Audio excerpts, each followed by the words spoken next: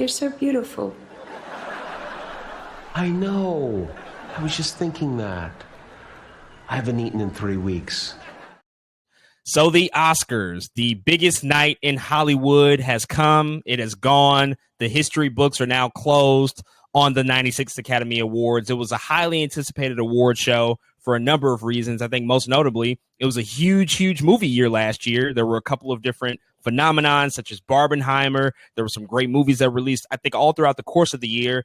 And also, we can't forget to mention that there were 2 historic strikes that went down. So all eyes were really on Hollywood in terms of this award season, and especially the Oscars, which is really the culmination of this entire award season, which we've been talking actively about for the past couple of months now. I know you and I, we put out our predictions this past week. We were looking forward to the show. We saw most of these movies and we're very excited about them to see who was going to get recognized, who was going to get honored. We're going to go all into this award show. We're going to dive deep and talk about all the ins and outs because there were a lot of moments, a lot of things that are worth talking about, worth recapping, providing our reactions and our commentary to. But before we do any of that, I just want to start high level, big picture. What did you think about the 96th Academy Awards? The Academy Awards are so back. They are so back, at least with this energy. There were so many things I liked that was happening in the night, from production standpoints, from award standpoints. There was a lot of things that I enjoyed, and honestly, that surprised me. Not that I expected anything bad about the Academy Awards, but we have kind of been in a lull for a couple of years. And I feel like this year kind of brought me out of a lull of like, oh, this is what this show is supposed to be. This is what this show kind of used to remind me of, or this is what the night used to feel like to me. And I really got that sense of the energy that the Academy Awards used to give me when I used to watch back in, a couple years ago, or growing up even. And so I really thoroughly enjoyed this award show. It was timely. I was like, oh, it's actually they were trying to fill in time. I was like, yeah, this is kind of crazy. It was timely. We were able to get through all of the awards, even the technical ones, which we've known to have skipped in the past. There was just a lot of things, I think, going right. Not completely perfect, of course, but I think for the most part, they did impress me with what they had, man. So I absolutely enjoyed this year's awards. And yeah, I really hope that they can continue this energy throughout the next couple of years. So I think that the 2024 Oscars are going to go down as the best Oscars that we've had in years. It was an absolutely tremendous and phenomenal ceremony from top to bottom. I think it's easily the most enjoyable, the most entertaining that we've gotten in a really, really long time, because this year's Oscars, in my mind, could not have happened without what occurred last year. A lot of what we talked about with the 2023 Oscars was that it felt like sort of a by the books, by the numbers sort of year. Everything was really traditional. It was back to the format that I think a lot of us really knew and understood the Oscars to be after they took a couple of years to experiment, change things up, having a bit of an identity crisis, if we're being honest. I go back to the 2021 Oscars, the train station Oscars. That might be the nadir of the Academy Awards. It was just not a great year at all. The following year, they tried to do some other changes and I think try to cater to audiences to bring them in due to the dip in viewership. And last year was very, very formulaic to a certain extent, I think in a good way, which I remember praising about last year's show. But that set the stage for this year to really just have so much fun and also still pay homage to the movies and why we're here. And I think the best things about this year's Academy Award ceremony are, one, they actually remembered why we're here. They're paying tribute to the biggest movies of the year. They're focusing on the people that actually go to see these movies, the people who still watch award shows, the people who've seen all of the nominated actors and actresses, and they're very invested into what the Oscars are. Also, I think that they had the perfect balance of goofiness, but also gravitas at the same time. There was reverence, but also irreverence, in the right places. They struck the perfect balance, I think, across the board for the entire night. All of the comedic bits, for the most part, really worked for me. I think Jimmy Kimmel might have gave his best hosting gig out of all the years that he's hosted thus far. He was really, really strong and really, really good to me.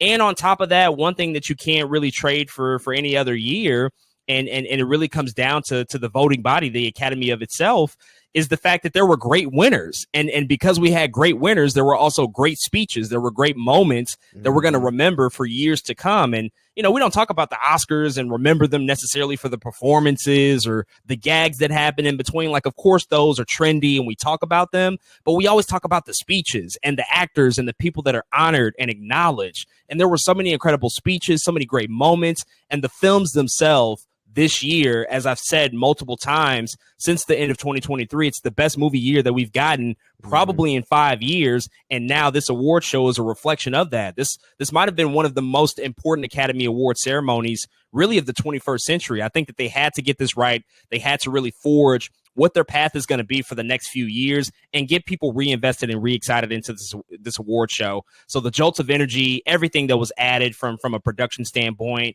from a producerial standpoint, and also just the big picture of where Hollywood is. I just have to give all kudos to the production team behind this, Raj Kapoor, Molly McNierney, Katie Mullen, and then also the director of the show, Hamish Hamilton. He's a veteran in the industry. They put together just a phenomenal show across the board. I have a couple of notes. Everything wasn't perfect. Like you said, there are a couple of nitpicks that can be, you know, sort of talked about here and there that we'll get into. But by and large, again, I think that this was the best show that we've gotten out of the Oscars in a very, very long time. So I'm super excited to see what the ratings are going to be when those come back. They might even come in the middle of us recording here and now, and we'll see what the results are and see if people tuned in and really responded to it. But I think by and large, it was an incredible show, and I had a great time watching it. And so let's talk about the big winners of the night. I think when we look back on the history books as expected, this is going to be remembered as the Oppenheimer Oscars. They won big. It was really just a question of how big were they going to win. Well, Oppenheimer was nominated 13 awards this year, the most nominated film, and it walked away with 7. So it's clearly the biggest winner of the night. It won Best Supporting Actor, Best Film Editing, Best Cinematography, Best Original Score, Best Actor, Best Director, and of course, Best Picture. Poor Things followed up right behind it and won 4 Oscars. The biggest that it won that night was Best Actress, which went to Emma Stone. The Zone of Interest also pulled out 2 Oscar wins.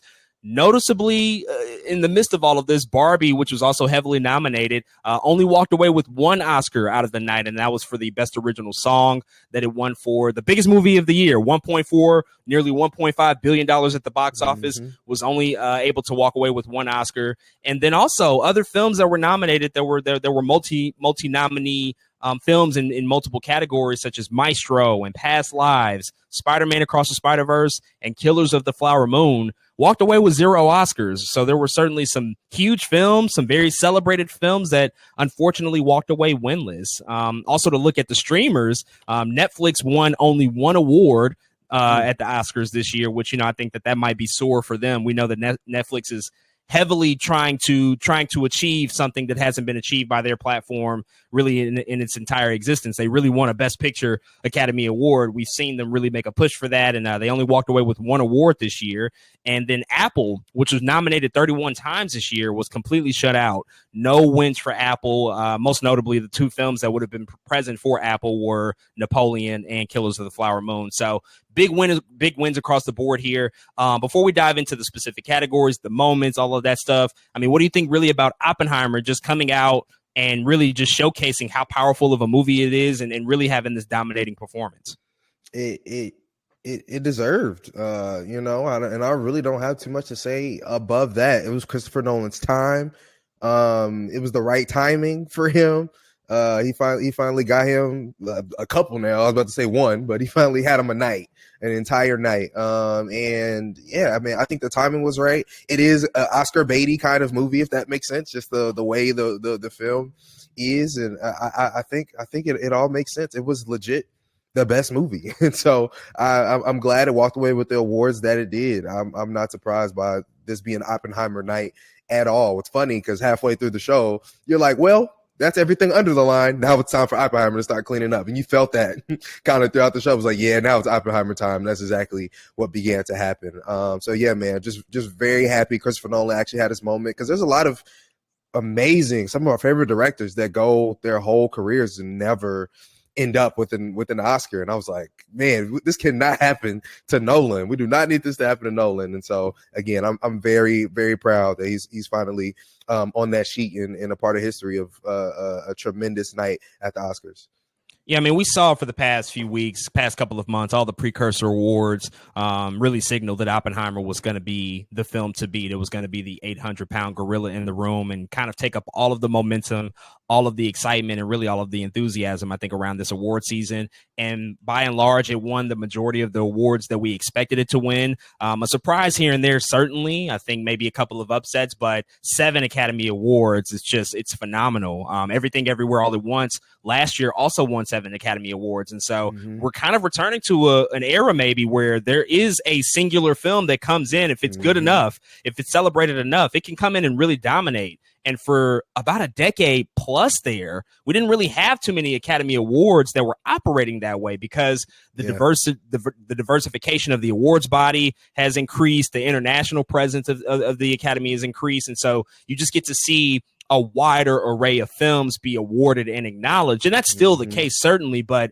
sometimes you just have films that are so undeniable that you just cannot pull away any of the momentum, any of the favoritism that's behind them because they come in and just do things that are completely unprecedented. And speaking of unprecedented, Oppenheimer, I mean, this is the first outright blockbuster movie to win Best Picture since Return of the King. Like, think about it. The movie made nearly $1 billion at the box office, and it's now considered the first $400 million plus movie since The King's Speech came out in 2011 to win Best Picture. So it's been over 12, 13 years and since we've had like a true blockbuster in every sense of the word come in and win Best Picture. Of course, there have been nominations. Top Gun Maverick and Avatar last year have been nominated for Best Picture. Barbie, obviously, this year. But it's been a long time since we've had like a movie that most people have seen actually win an Academy Award and win Best Picture at that. And so I think that spells good things for the viewership of this Oscars because it's not just about being nominated. It's actually a contender. Like, people like know that Oppenheimer is actually like a very ferocious contender. This is not something that's just going to get only below the line stuff. It's actually going to compete for a lot of the major awards. And so huge night for Chris Nolan, Emma Thompson, his wife, his producing partner, all the people at Universal. Of course, the actors are part of that. We're going to get into that more. But I want to start off and just kind of run through the show again, run through the big moments, some of the formatting changes, some of the more memorable things that happened. And I think after the beginning of the show, which, by the way, started like 5 minutes late. There were protests happening outside of the Academy Awards, protests about the conflict in Israel right now. So it caused a lot of traffic. And so they decided to push the show back a few minutes, noticeably because a lot of the actors who needed to be in the room weren't there because they had to be a part of Jimmy Kimmel's opening monologue. He was going to call people out like Robert Downey Jr. and Margot Robbie and Mark Ruffalo, and they weren't even in their seats yet. So they made a good choice. And it was also an interesting year because this Oscars started an hour earlier at 7 Eastern, which is 4 p.m. Pacific time, which they were operating off of. And it was also daylight savings. So we lost an hour. So it was just a crazy, confusing day. Like, everything just felt weird. It was different. But after we got this opening montage showcasing the films from 2023, I thought it was a really strong opening montage. We got Jimmy Kimmel coming back out. He delivered something of a 13, 14-minute opening monologue. It was a pretty long monologue, but he kind of just talked about all the big movies that were being celebrated and a lot of the big actors who were present in the room. What were your thoughts just about Jimmy Kimmel and just how he opened up the show?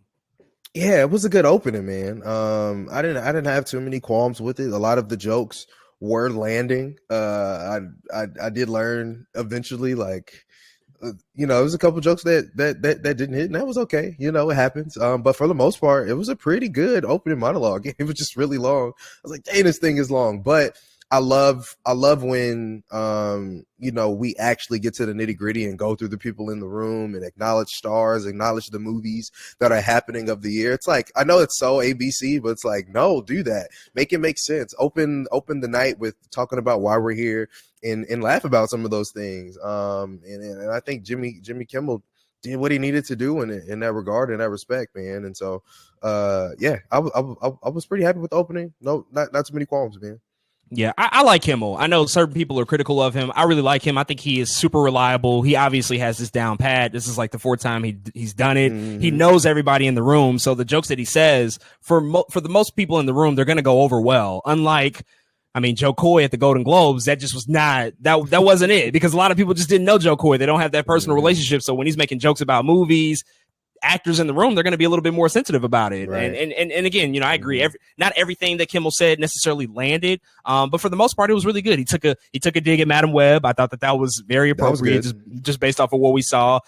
He threw out the joke about Killers of the Flower Moon being too long. He had a couple of funny things about that. What I really, really liked that he did was towards the end of his monologue, really pay tribute to all of the behind the scenes people, the tech crew, IATSE, the Teamsters, the production people. IATSE is also like possibly going to go on strike this year. And so it was a really important moment to remember, like, yeah, none of this is possible without the hundreds of people that have to build this from the ground up. They have to put this show together. And so to have them all come out on stage, like, he made a joke about, you know, all of these people wearing Skechers because they got to run around all day. Like, it was really good stuff to pay tribute to these people showing up in their award show black, the production crew. I thought that was a really, really good moment. I do want to circle back to a joke he was making about Robert Downey Jr. though, because he was certainly like a big figurehead of the night. A lot of attention was going to be paid to RDJ. Many people suspected that he would indeed win. Kimmel poked fun at his past, his troubling past, you know, his troubles with addiction and law enforcement. It looked like Robert Downey Jr. maybe wasn't too appreciative of that moment. You know, he pointed to his nose. Kimmel just kind of kept going with it. RDJ was like, you know, maybe we should wrap this up, my guy. Like, let's keep it moving. Do you think Kimmel went too far? Or do you think it was like the appropriate amount of funny for what he was talking about? Yeah, I don't know, man. I think it was as somebody who is trying to make people laugh, it's always a fine line that you're going to walk between going too far.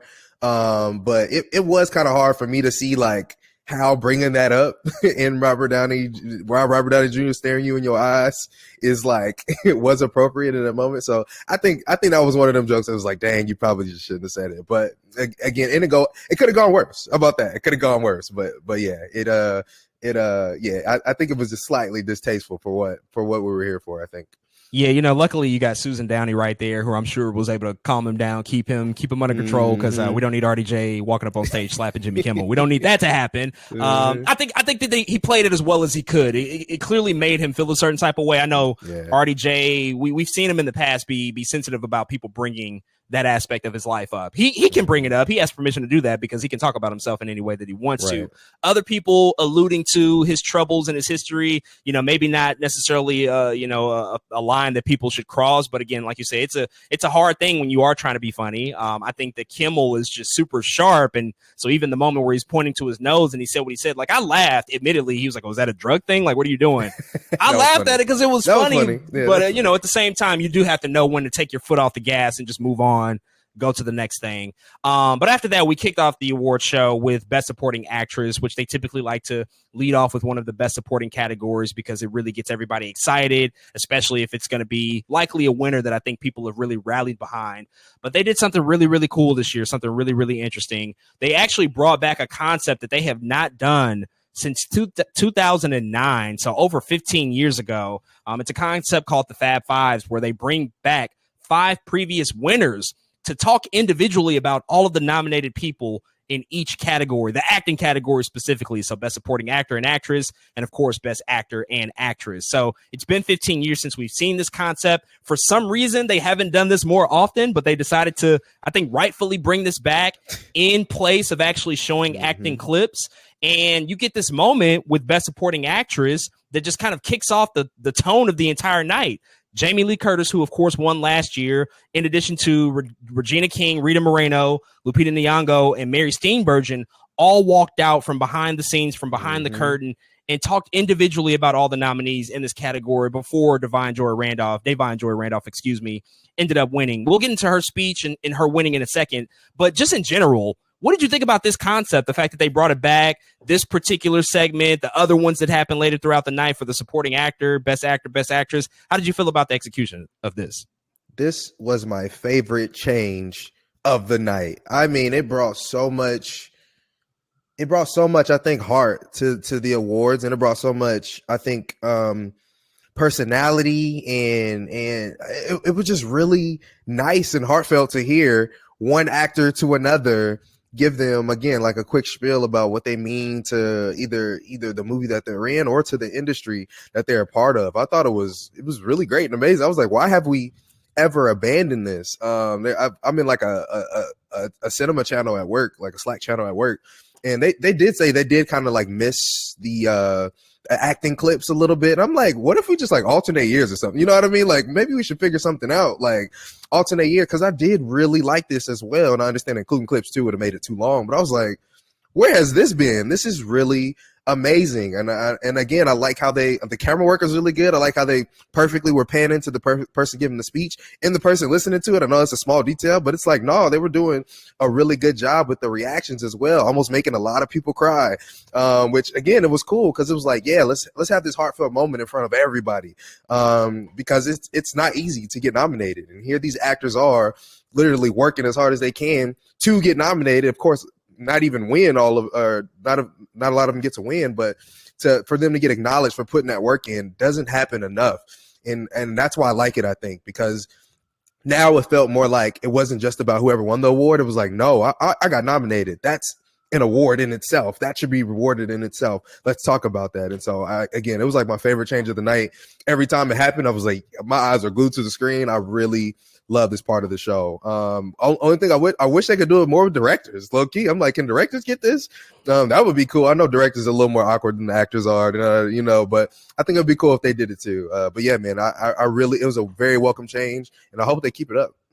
This was brilliant. I think the best edition of the night, and the way that they kicked it off, this was the best one out of the four that they did, because the delivery on the part of Lupita Nyong'o, Jamie Lee Curtis, Mary Steenburgen, Rita Moreno, and Regina King was extraordinary. They all knew the assignment. They understood it. They showed up and showed the fuck out, because I'm sitting here like, wow, this is how we're starting. We're bringing out the waterworks already. Like the way that Lupita talked about Da'Vine Joy Randolph and brought up her grandmother. It's like, yo, what are y'all doing? We got 3.5 hours left.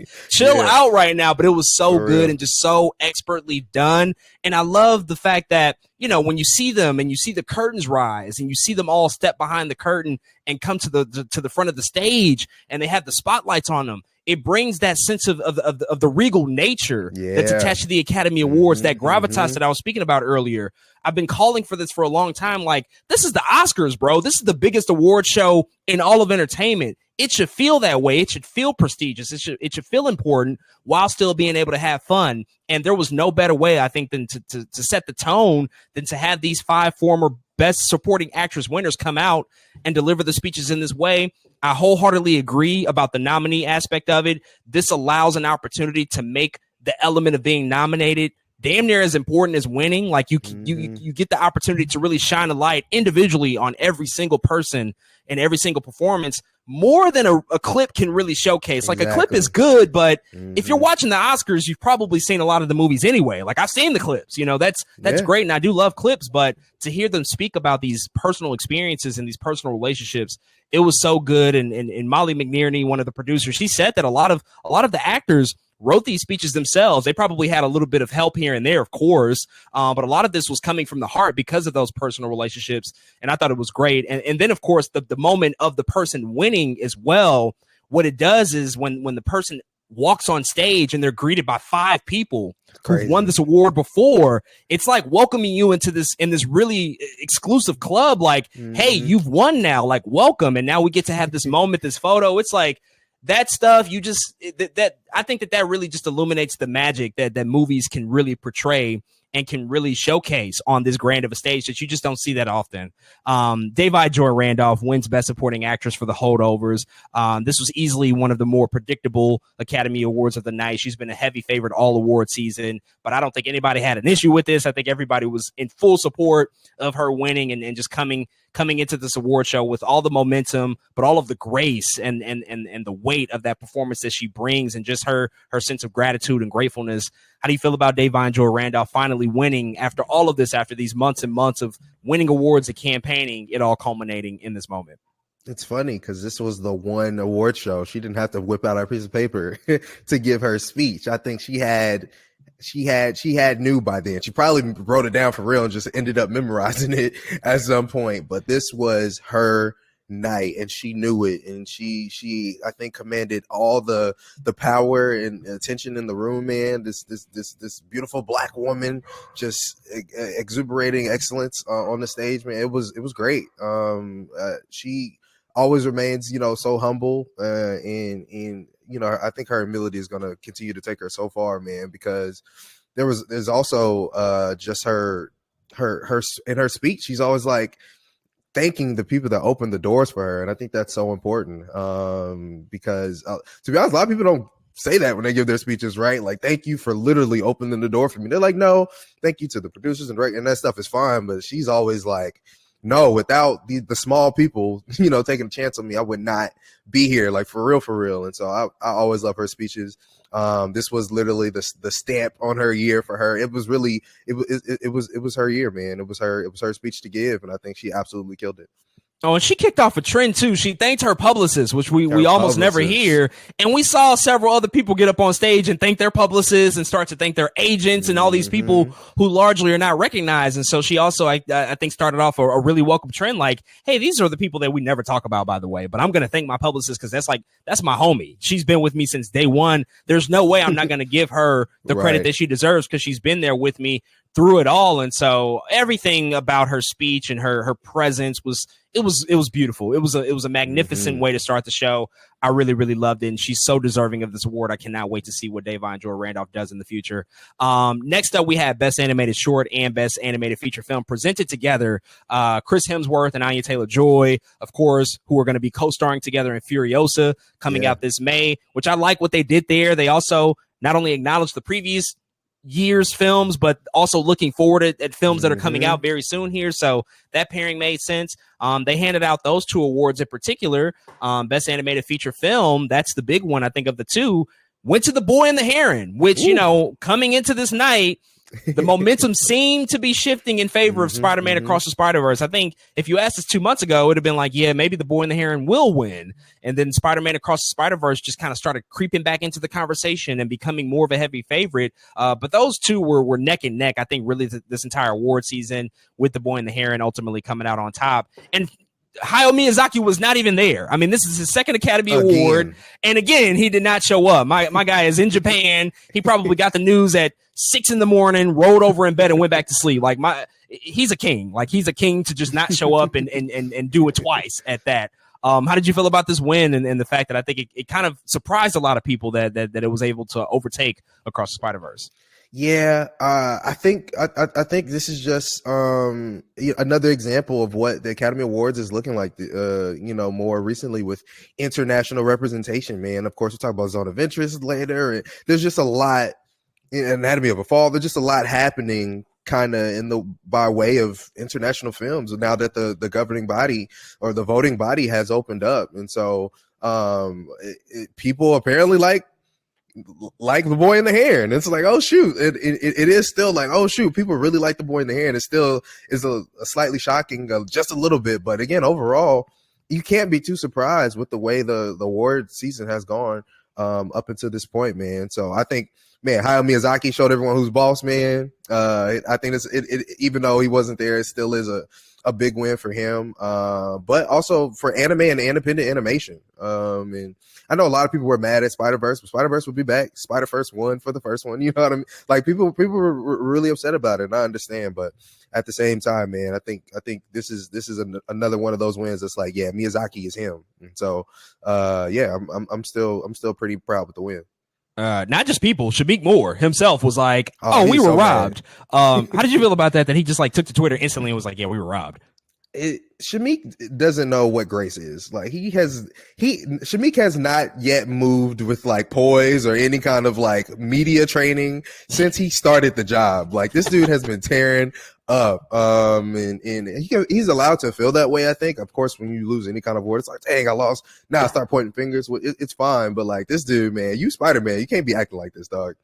Yeah, have some class, for just a second. Just have some class, eat that L. As you say, you're going to be disappointed. We're human. We all feel that disappointment when you don't win something you obviously want to win. But to go to Twitter like that and say, like, we were robbed, like, come on, dude. So you see, he had to go back and quickly apologize, which was the right thing to do. In all honesty, I like Spider-Man Across the Spider-Verse more. I think it's the better film. I think it's the better animated film. I think it's definitely a more groundbreaking film. But The Boy and the Heron obviously speaks to a lot of people, of course, not only because of Miyazaki's contributions to the industry, which can never be diminished or reduced, but also just the fact that it's a summation of all of his work. And this is only the second traditionally hand-drawn animated film to win this award.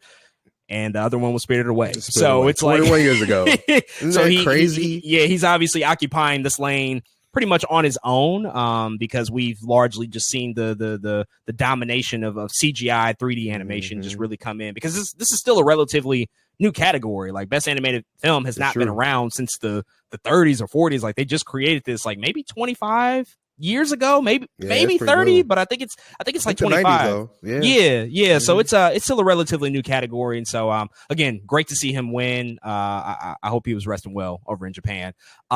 Next up, they gave best original screenplay and best adapted screenplay. Melissa McCarthy, Octavia Spencer, they presented these two together. Of course, they are longtime friends. This is probably the one moment where I was like, I see what y'all are trying to do, but it wasn't that funny, but it wasn't like a complete train wreck. I really want to talk about best adapted screenplay, which went to American Fiction. I know we both picked that one. It did a lot of leading up to the show, and Cord Jefferson,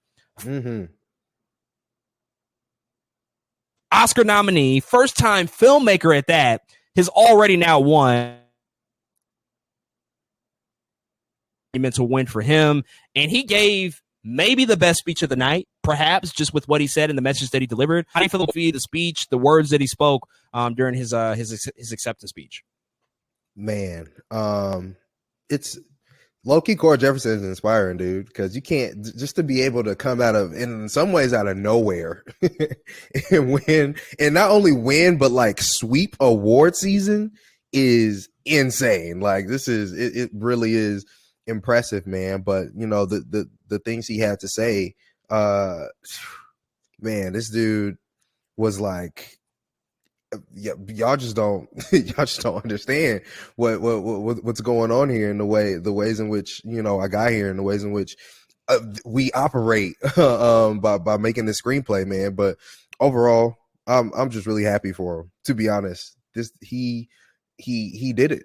And it's so interesting to see like the way people feel about American Fiction, and like how happy everyone is when it wins. It's just like, yeah, this feels right, and then it just wins, and everyone's like, huh, and we all go about our business. It's never like any backlash when American Fiction wins, if that makes sense. Like, versus like when we're talking about best animated feature film, everyone's like Spider-Man, but when American Fiction wins, it's like, oh yeah, cool, American Fiction won, good job everybody, we did it. And I think Cord Jefferson, man, like you said, I really loved his speech. He gave probably the best speech of the night, like you said. So yeah, I'm just happy it was represented somewhere, because there was a time where I didn't think it was going to be here at all, but I was like, I don't know, American Fiction, what's going to happen. It carried on through award season, just like it should have. So very, very, very happy with this as well. Yeah, outside of this, also multiple actors from the movie also nominated. Jeffrey Wright and Sterling K. Brown. Like that is a true testament to the power of the movie. But I just love what Cord Jefferson had to say here in his speech. He was making so many really, really salient points. You know, he said, instead of making one $200 million movie, hey, studios, maybe you should try making 20 $10 million movies or 50 $4 million movies, you know, really just hammering home the point that, yes, this industry is risk averse. That's just the nature of it. But also making a $200 million movie in and of itself is a true risk. So if you're going to take that gamble multiple times, then why not give out more opportunities and create more films? Because his movie is relatively small compared to some of those bigger ones. And somebody gave him a shot. Somebody said, yes, we'll make this. And so maybe just the mindset change. I love that he brought this up as a point, and decided to use this platform to really just talk about the state of the industry and where it can be and where it can go. Because we've talked about this countless times on this podcast. Some of these huge movies that spend all this money, they come out, they're mediocre, they don't do that well at the box office. And it's like, well, it feels like a waste, you know, where I can go see like something that cost a fifth of the budget of a big budget blockbuster, and it's be 10 times better, you know, and maybe we discover new filmmakers, and maybe we discover new talent and new actors. You know, it can't be applied in every single scenario, because the truth is sometimes that $200 million movie can go on and make $800-900 million at the box office, maybe $1 billion at the box office. And that studio is going to take that money and fund a few smaller movies or mid-sized budget movies. Like, sometimes that is the positive case of it, but we've seen, I think, too many times recently, just these overplayed the budget where it's like, yeah, maybe we can get a little bit more judicious with this. Maybe we can find some more interesting voices, change up our strategy, change up how we do things, and that could possibly alter the course of the future generations. Because really, all the winners throughout this entire night kind of fall within a certain age range, a certain demographic. I think that 35 to 52, 54 age range, like they're either super old millennials or super young Gen X. Like they all fall within the same generation. And so now we have to really start thinking about that next generation, like who's going to be up next to win these awards. And so I love what he did with his speech there. Also got to shout out Best Original Screenplay, went to Anatomy of a Fall. If anybody was curious about the choice to play PIMP in the background, the song is in the movie, folks. It's in the movie. It was really funny to hear that. I know a lot of people were like, yo, why are they playing 50 Cent right now? But it's in the movie. It's actually a really important part of the movie. Anything you want to say about Justine Triet, her picking up this award, Best Original Screenplay?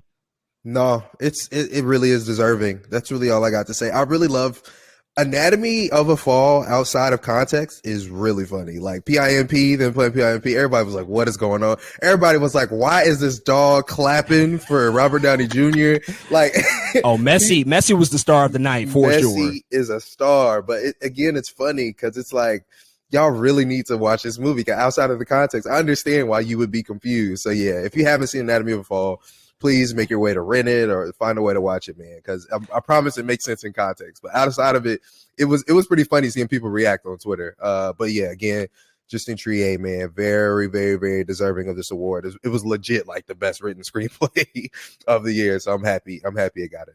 It's almost funnier to not watch the movie and just see all of this stuff randomly happen and then watch the movie. Like, yeah. I'm kind of envious of people who were just sitting there watching it thinking like, yo, what the fuck is this dog doing here clapping? Why is PIMP playing? Like, I kind of envy them for that because, you know, the surprise has been already spoiled for us, but great moments and great usage of all these different elements from that movie. Like, there were legit people mad in Hollywood. Messi showed up at the luncheon a few weeks ago, like, oh, that's a stunt. You can't use stunts in luncheon photos and a part of this awards trail. And it's like, if y'all don't just like chill out and relax, like this is brilliant. You are bringing in people who otherwise would not pay attention because they're going to be like, look at that cute fucking dog. Like, what's going on here? I want to find out more. And then that could potentially lead them down the path to discover Anatomy of a Fall, discover other films. Brilliant stuff on the part of Neon. Brilliant stuff on the part of the team behind Anatomy of a Fall. THR, Hollywood Reporter, they put out like a behind the scenes video of the training of Messi, like how they got him to do the stunt in the movie. Won't give it away if you haven't seen it, but Jimmy Kimmel spoke about it. There's like an overdose scene. They gave away the secrets of how they did it. There's ton of Messi content. If you want to dive down that rabbit hole, ton of stuff to dive into. Really, really good stuff. Next up was Best Makeup and Hairstyling and Best Production Design, which they gave out simultaneously. This was presented by Michael Keaton and Catherine O'Hara, pairing from not only the original Beetlejuice, but Beetlejuice 2 that's going to come out later this fall.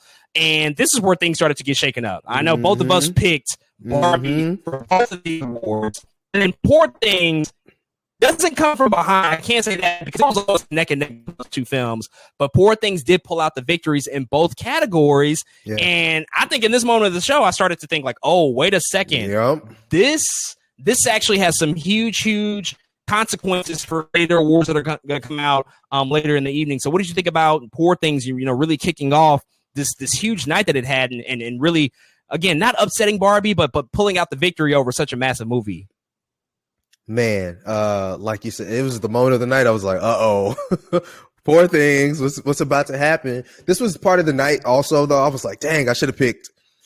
It's funny, the Academy Awards this year, going with our predictions, part of me was like, dang, I should have went with what I liked more, better than what I thought the Academy was going to pick. Because I probably would have been right in a couple more of those. But that usually doesn't happen, you know?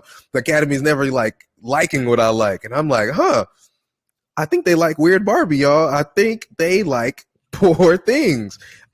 Which in some ways it's not surprising, in other ways it's really surprising. That movie is nuts. But this is the part of the night where I was like, yeah, some things might change. And what's so interesting is the BAFTAs. This is, by the way, this like whole thing is all BAFTAs. BAFTAs like predicted pretty much this whole show.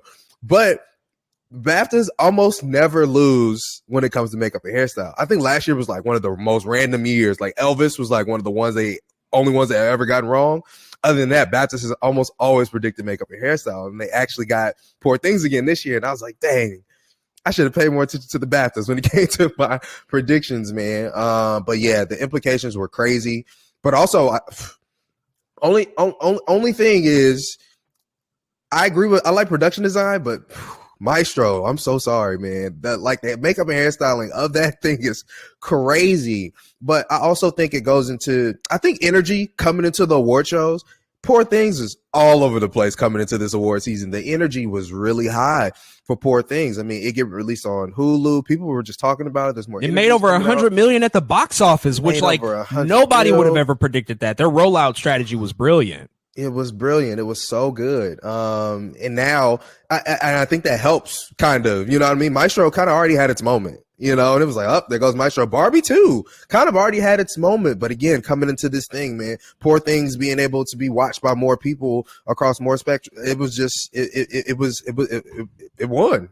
And I think a lot of it did also have to do with energy, as well, coming into the award show. But yeah, this is when the things start to shake up a little bit. Yeah, you know, with best production design, I'm happy that Poor Things won. I did not pick it. I chickened out. You know, I think with Barbie, it felt like many Academy voters were just gonna, you know, probably go down the line and just start checking boxes, you know, and start checking like, oh yeah, Barbie, obviously bigger, flashier movie. But I do think that the production design in Poor Things is superior. And I just rewatched it right before the ceremony, and I'm like, yo, the stuff that they did in this movie is ridiculous. That's like crazy. They created a really fantastical, heightened version of the Victorian era, which was just wholly original, completely unique. So I love what they did there. And I think with makeup and hairstyling, I still agree with my pick in Maestro, so I agree with you in that sense. Yeah, but I think what ended up happening was that so much attention was paid to Emma Stone that we just completely forgot about the transformation that Willem Dafoe went through in that movie. That's like true. His makeup is crazy in that film. True. Like they do some really incredible stuff with the scarring, and not even just his face, but his body. And rewatching the movie, there's so much done with like the prosthetic dolls that they had, and the hair in and of itself is very, very pronounced in many of the characters. I think we just kind of, you know, forgot about some of those really, really big things that happened in Poor Things because you had a Bradley Cooper, you had a bit of a flashier performance. Obviously the nose was like, it was like a whole thing for whatever reason. And so I think it made sense to pick Maestro, but I found like a really, I don't know the stat like offhand. This is very much paraphrasing, but there's a crazy correlation between best makeup and hairstyling and best actress winners. I think like 90 something % of the time when a movie wins best makeup and hairstyling, if they also have a best actress competing in that category, like 90 something % of the time they also win that award. There's like a ridiculous correlation, kind of similar to best film editing and best picture. Those two are often corollary a lot of the time. And so once Poor Things won best makeup and hairstyling, I was like, uh-oh, might be trouble for Lily Gladstone, which we saw ended up being the case, which we'll get to in a second. We got to move on to best costume design, which was presented by John Cena, who I think maybe had the best fucking moment of the night. Oh my God. This dude comes out completely butt ass naked on stage. He squats across the stage, and in the best way possible, after all of these hijinks between him and Jimmy Kimmel, he gets up to the mic and he just softly goes, costume design. And it was just delivered so perfectly because he's butt ass naked on stage. I'm like, oh, that's brilliant. How gutsy was it for John Cena to get up and do that? Like, you almost can't imagine anybody else doing it, but the fact that he decided to just go ahead and go for it, as an homage to the shrieking incident that happened 50 years ago in 74, but to also tie it in with the costume award in of itself, I thought it was a stroke of brilliance from the producers. Yeah, I thought that was really smart. I was like, John Cena is he's really turned into a star, man. It's great to like see him not only be recognized, but for him to get on the Oscar stage, the Academy Award stage, and do something like that, so silly, but yet actually kind of mean something. Like, oh shoot, maybe costumes are important. I was like, I did not. Costumes are important. I did not see this coming at all. Man, like you said, it was a stroke of brilliance, man. Justice for Janet Jackson, man. This isn't fair to her, but yeah, just for Janet Jackson, man. It's not fair, but yeah, I loved it. It was a really good bit, man. I was really happy, and I was really surprised. I also like how they did it, where they when he was saying the nominees, there was like the banner kind of was dropping down with like how the costumes look. I thought that was cool too. Like they still like they like refuse to show clips. It's really interesting. Like this night, they were like, "We're not playing clips, y'all. We're doing something else for the most part." They found a lot of interesting ways to switch up how they ran through the nominees. Like you say, the banners dropped down for this, for the original and adapted screenplay. Like they had the actual screenplay typography come across the clips. Also for best sound, which we're going to get to, they completely isolated a lot of the sound effects. Like you didn't hear dialogue, you just heard the sound of the movies. Crazy. So there were a lot of interesting changes, I think, to really hone in on the craft, but to not hammer you over the head with, this is why sound is important. This is why costumes are important. It's like, let's find out a really ingenious way to talk about this specific category without being so blatantly on the nose about it. And I thought that that was like a great choice on the part of, like you said, with costume designs here, you set it up with John Cena with that stunt, and then you pay it off with, doing a little bit more of a traditional sort of roll through of all the nominees. But then, Poor Things won this one as well. And so that quickly won Poor Things 3 categories in a row. It was just a crazy sight to see. So all the momentum of what was in its favor for that movie. And it's kind of crazy to think about. We did not talk about this during predictions, but it was the second most nominated movie of the year. It had 11 nominations compared to Oppenheimer's 13. And that right in and of itself kind of told us how the Academy felt about it, and maybe also signaled to what night it was going to have. I also do, to go back to John Cena, like it was also kind of ironic and cool that when he exited stage and you got to see the behind the scenes, he was greeted by The Rock and Bad Bunny. That was just, that was amazing. Like obviously him and The Rock have history. Bad Bunny's wrestling now. The Rock is back in wrestling. It's crazy. A lot of stuff going on. I'm just like, it's levels on levels with this show. Like you can really appreciate it if you're into all of these things. It was just, again, a lot of really, really, really fun stuff happening. Speaking of Bad Bunny and The Rock, they came out and they presented Best International Feature Film together. That went to The Zone of Interest, which I think, again, was very expected. That movie was also nominated for Best Picture, and so it picked up this award. Jonathan Glazer got up and gave a really important and I think profound speech and talked a lot about the conflict between Israel and the stuff happening in Gaza, and how it equates to the subject matter of his movie dealing with the Holocaust and all of the tragedies that surrounded that. Bad Bunny also like reading, in he doesn't know too much English. And so to him get up there and read, and the Oscar goes to The Zone of Interest. It was pretty funny. I had a good laugh at that. But I like my guy live. But anything you want to say about Glazer's Zone of Interest winning here? This was the first of 2 that it won. It ended up picking a best sound later in the night, which I think not necessarily an upset, somewhat of a close race, but you and I, we picked Oppenheimer. We just thought Oppenheimer was going to really steamroll through. But here, the Zone of Interest still managed to squeak out 2 wins from the night. Yeah, man, Zone of Interest. What a movie. And I think, what it got it deserved. And what's crazy is international feature film was a pretty good set of nominees this year. I was looking through like, man, I really like these movies, especially Society of the Snowman. Perfect Days had a lot of steam behind it. I think it was a really good year for international feature films as well. But of course, Zone of Interest, no doubt in anybody's mind, it was gonna lose it all. But man, what a different film to come on this stage. And I think, to even speak to the sound, I think it winning sound might have changed the way the Academy is starting to think about sound. Because before I was like, oh, Oppenheimer is easy because, I mean, of course, look at Oppenheimer. It's the bomb movie. You know what I'm saying? It's the bomb movie. Like the sound is nuts. Like as audiophile as I am, Oppenheimer sound is amazing. But in our review for Zone of Interest, we did talk about how important sound is to that movie. Without the sound, it doesn't work. Without us hearing the screams in the background, the movie doesn't work. It's just like a boring whatever happening. And so I really am. I'm starting to think maybe in some of the other categories too. Shoot, even animated film, maybe they're starting to think differently. But specifically in sound, I'm like, maybe they're starting to think differently about what sound means to some of these movies and to this award. So I thought it was cool that the Zone of Interest was represented, of course, by international feature, but sound, I was like, there might be something else behind that. I really like it. Yeah, because last year, if I'm not mistaken, Top Gun Maverick won. And so that's like the big flashy movie. Sound is super apparent. It's super pronounced all throughout the movie. The sounds of the jets in the sky. Oppenheimer, I think a very similar comparison that can be made there because so much is built around the Trinity test and the bombs.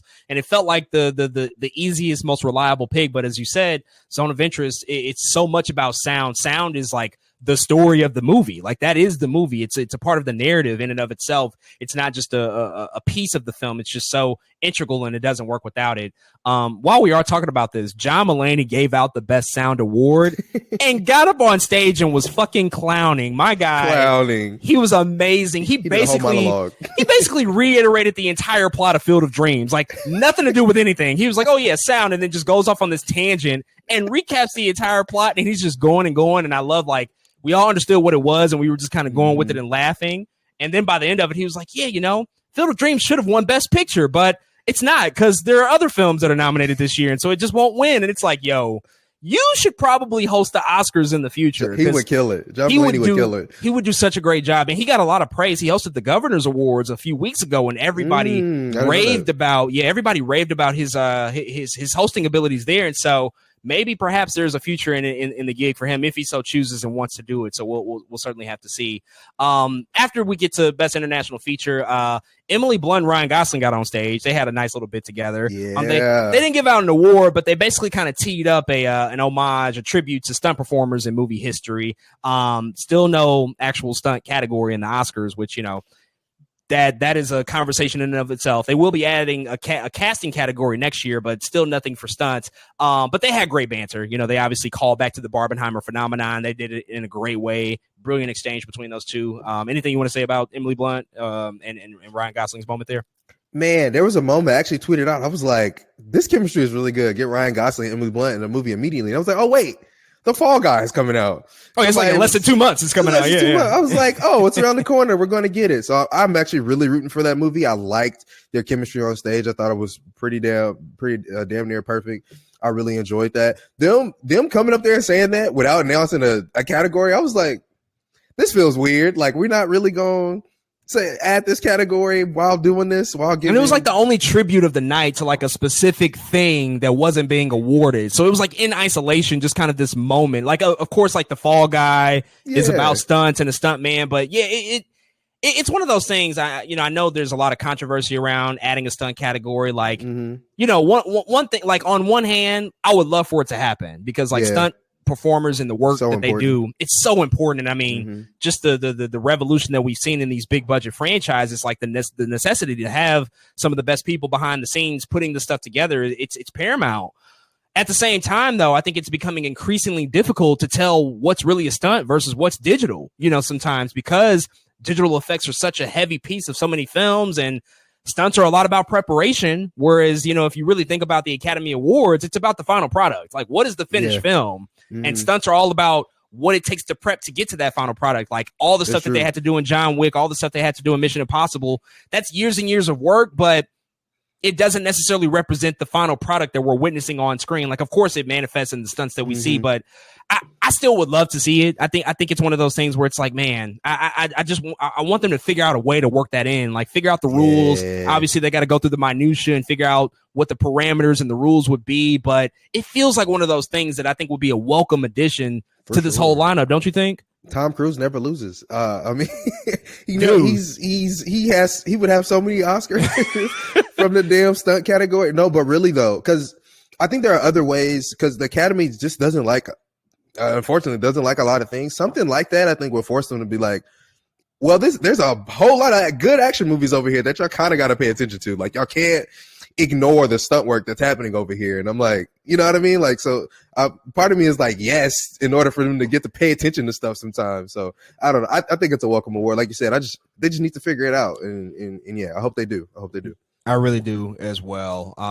Otherwise, a pretty solid montage. I like seeing all of the history, you know, the stuff with Jackie Chan and Buster Keaton and of course Tom Cruise, like a great time travel sort of montage through history to showcase the incredible stunt work that all of these people are doing. After that was Best Supporting Actor. Again, another very predictable award, but I think a welcome predictable award. It went to Robert Downey Jr., who's been working in Hollywood for, I don't know, 50 plus years at this point, like a really long time, now has his crowning achievement. He was welcomed to the stage by previous winners, Mahershala Ali, Ke Quan, of course, who won last year, Tim Robbins, Sam Rockwell, Christoph Waltz, some very, very prestigious award winners and performances in their own right, coming to welcome him now finally to the stage. This is the third time he's been nominated for an Oscar, and he's never won. His most recent nomination came in 2009 with Tropic Thunder, which Sam Rockwell shouted out during his little speech. You know, I don't break character until the DVD commentary. That was a nice moment.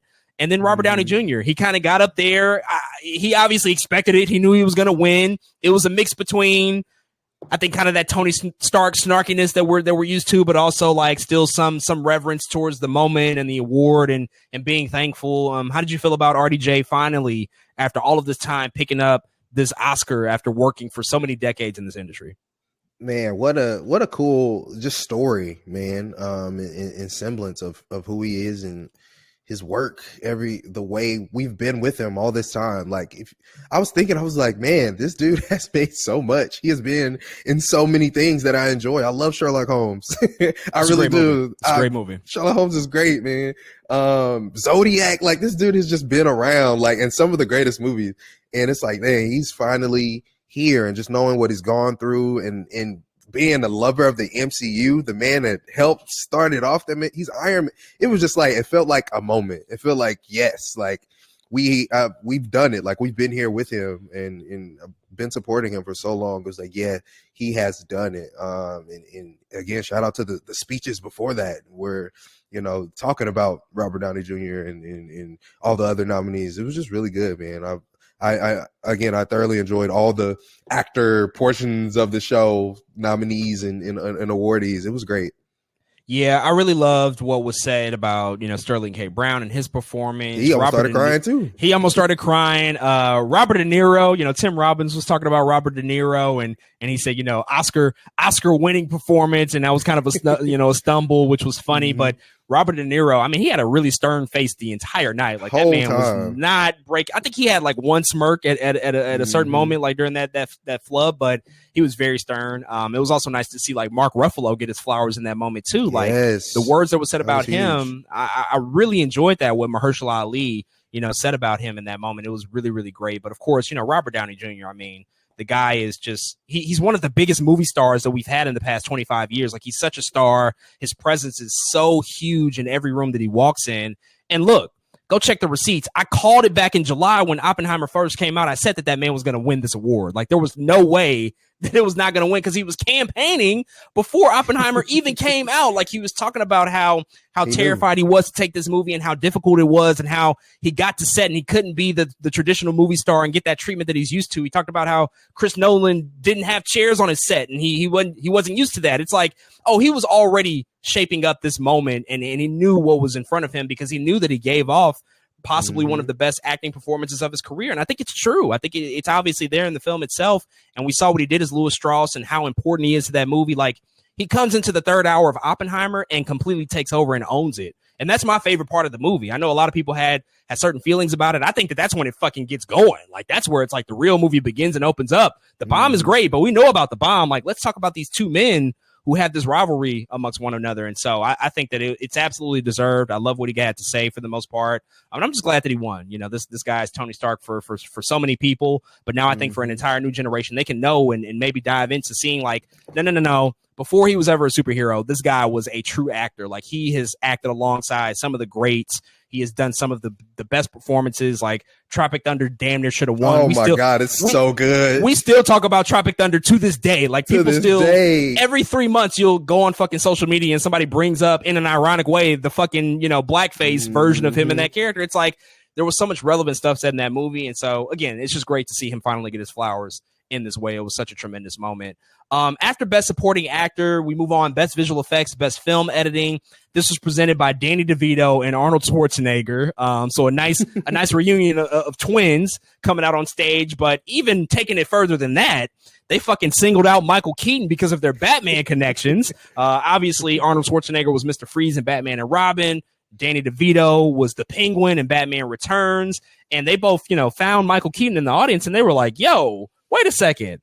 We got a bone to pick with you. You know, you even had Arnold up there like, you got a lot of nerve showing up here tonight. You really want to do that, you son of a bitch? And I'm just sitting there like, this is great. And Michael Keaton, like, yo, that's Batman, bro. Like, the reaction that he had in that moment was it was tremendous. It was just so well done. Bruce Wayne. He had a Bruce Wayne. He had a Bruce Wayne reaction, man. He was like, come on. He was doing the eye movements and like, what's good?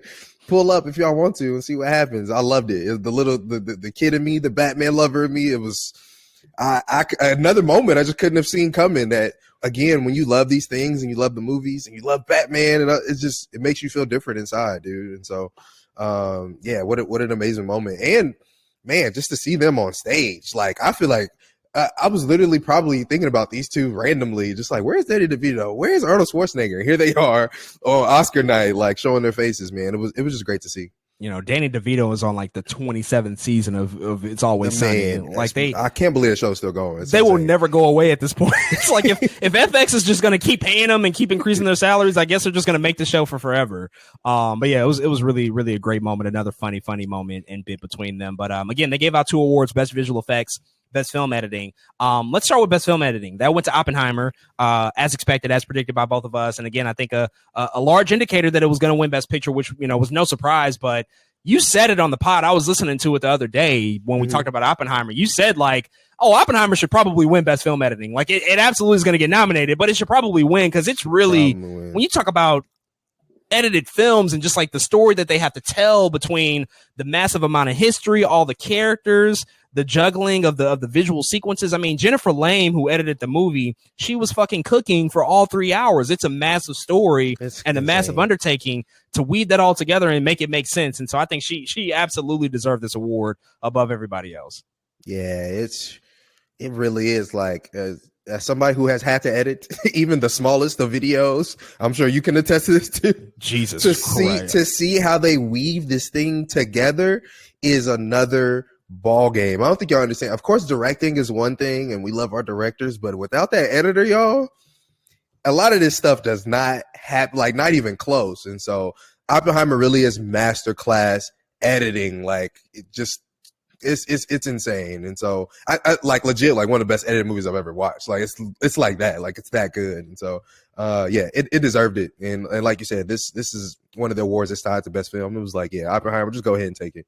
No doubt, no doubt. And then Best Visual Effects went to the team behind Godzilla -1, which now makes this the first ever Godzilla movie to win an Academy Award. We did it. We fucking did it. Like, who would have thought in 2024 Godzilla would win an Academy Award? But the fucking character has been a mainstay in not only Hollywood, but of course Japanese cinema for 60 plus years. Godzilla has been around since 1954. Godzilla -1 comes almost out of nowhere at the end of last year. It ends up in both of our top 10 lists, in many critics and pundits' top 10 list of the year. It's really that great. And then you hear the story behind the visual effects and the small but mighty team that put this together, that could really stand up to the biggest of blockbusters that Hollywood has to offer. And I mean, just what a great moment for that team. They all had their Godzilla statues that they brought individually, which was just extraordinary. I loved everything about it.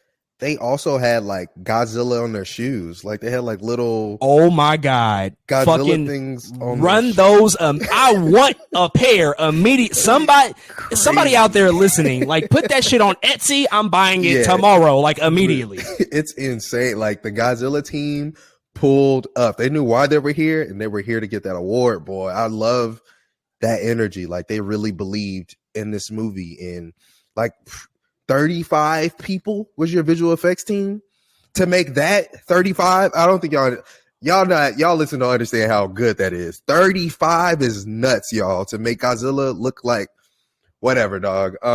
They deserved all of it. I'm just so happy for them. A Godzilla movie again.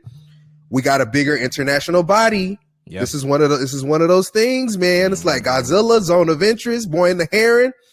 It's different. The Academy Awards is different. It's time to look. Y'all better start watching these subtitles. I know a lot of world cinema is here, man. Y'all better start looking at these subtitles. It's time. We've been here, but it's time. The Academy Awards I think they've caught up and it's starting to show. And so very, very, very proud of Godzilla. I can't wait till it comes out on physical. I know it's looking ahead of time, but man, I really think this movie is going to blow up when it comes on streaming too. Like, there's a lot of people interested from word of mouth, from all of us watching it. Like, dang, okay, I'll watch it, but I ain't got nowhere to watch it yet. Don't worry. It's going to come one day and it's going to do numbers. So yeah, I'm very, very, very happy for Godzilla -1 and the team.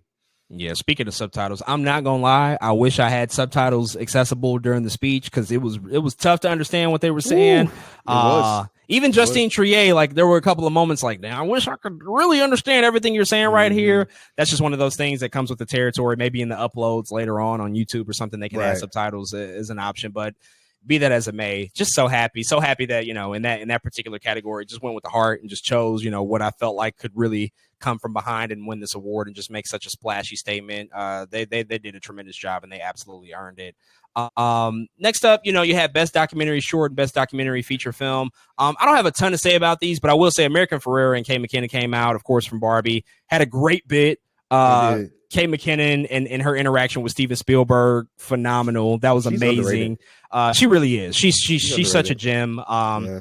They went back and forth about Jurassic Park and whether or not it was a documentary, and she talked about sending nudes. It was like, and Steven Spielberg was ready. He was ready for that moment. He's such a director because like He they don't is. prep you for any of that stuff, but he just knows what to do in that moment. Like he had the perfect reaction to Mhm. that joke and that layup. But best documentary short. Went to the last repair shop. They had a really cute moment with one of the girls featured in the film come on Yeah. stage. That was adorable. And then best documentary feature film that actually went to 20 Days in Mariupol, which, was followed up with another just tremendous speech by the filmmaker. I mean, he said it himself, but like this was probably the first time you had a winner get on stage and say like, I kind of wish I didn't win this because the reason that I won this is for documenting essentially a film about a Mhm. conflict that's still going on. Like I would trade this award Yeah. to take back the attack from Russia on the Ukraine. That's what the film, the documentary film, is all about. And I love the producers. They had to walk a fine line here because there were a couple of times where the music played during speeches to keep up the pace to move the show along. They didn't do that during this moment. Like they let that man complete his thought, get everything out because it was going a little bit long, and I was worried. And I'm like, well, wait, Y'all he's better- actually y'all saying better some. not do it. He's like Yeah, he's saying don't do some it. really really important stuff. Like we cannot play him off right now. So I just love that they had some restraint held back and allowed him to give that speech. Yeah, it's actually a pretty good night for not playing people off. Like even when they were about to, it was like they wrapped it up really good Yeah. and kind of got out of there. But it's they did a pretty good job. But man, Last Repair Shop, I really like it. I think it's the music in me, the kid that did grow up having to hand my instrument off to other people and not even knowing it just went into like a magical black box. I had no idea where it was going or anything, and that being the story, I was like, yeah, Last Repair Shop is going to get the W. I really like that documentary. And then, man, 20 Days in Mariupol, man, like you said, like you just said, like the speech said, it's sad that it had to get made, but it's so deserving though too, of having the guts to even make something like that. And the timing is really good. It's a really good documentary. And I think it's the first time anything Ukrainian has ever won at the Academy Awards, I think, which is crazy. Also, another random fun fact, just because it popped in my head. A lot of Ukrainian lenses were used in Dune 2. I know that's random. I don't know why I know that. They used a lot of like Ukrainian lenses. I know.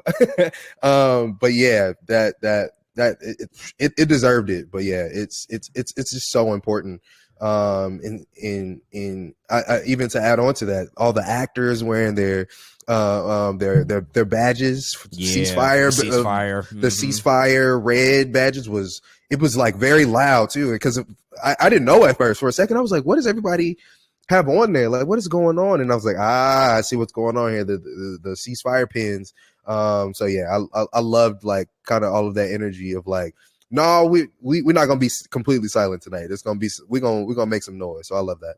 And that's what I loved about this Oscars. You literally had everything. You had fun moments. You had great performances, which we're going to get to for sure. You, of course, had wonderful speeches. You had deserving winners, but you also still had the political nature, the realities of the world and what's happening at this time. The fact that Jonathan Glazer said what he said, the fact that the team behind 20 Days in Mariupol got up and said what they said, the fact that you had these different people wearing these badges in the crowd, in the audience, the ceasefire badges, like we could really have it all. The Academy Awards can really be a show about everything that gets us here and how cinema can really traverse all of these different backgrounds, all of these different political ongoings, all of these different subject matters. They can be fun, they can be serious, it can be lighthearted, it can be very, very, of the moment and of the time and relevant.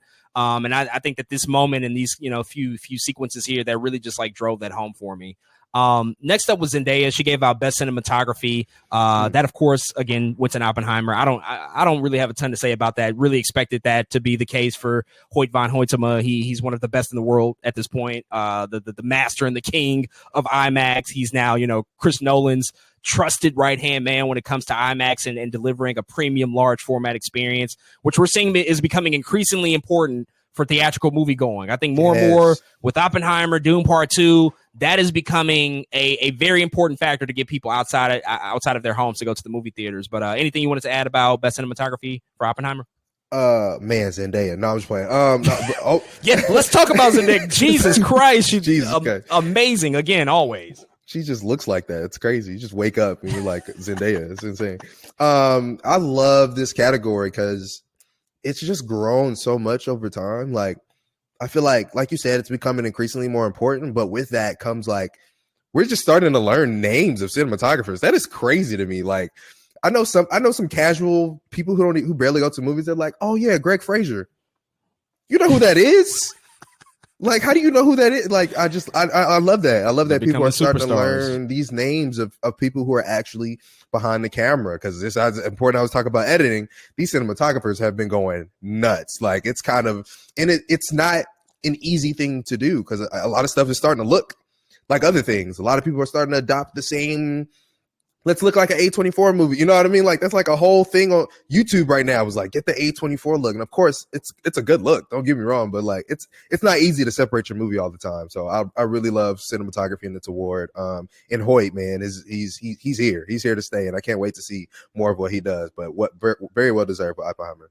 1000%. Next up, best live action short film. Wes Anderson gets his first Oscar and isn't even there, which is just like there. It's a travesty. The guy is in Germany right now. He's preparing for a movie. I think he's literally filming today, so he could not be there. But after all these years, after working in Hollywood for 30 years, delivering, such quality films, you talk about looks of movies, people try to replicate what a Wes Anderson movie looks like all the time.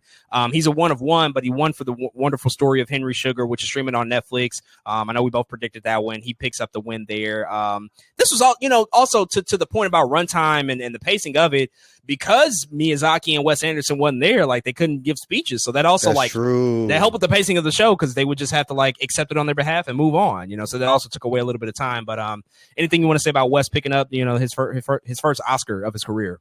I wish he was there, man. He's such a celebrated filmmaker, and it's like, dang, you're not here to accept. So I was a little sad. Same with Hayo. But another thing I thought about, what happened to call-ins? Nobody calls in awards anymore. Like, they'd have to be up pretty late, unless they would have to ahead of time. Well, you'd have to reveal the results, which the Academy just never do that. They never reveal. They couldn't just tell him like, "Hey, there's 5 people in this room. Know you won. Go ahead and go. Just record a video real quick. Thank you. Come on, man. We gotta find a way to get the call-ins back in.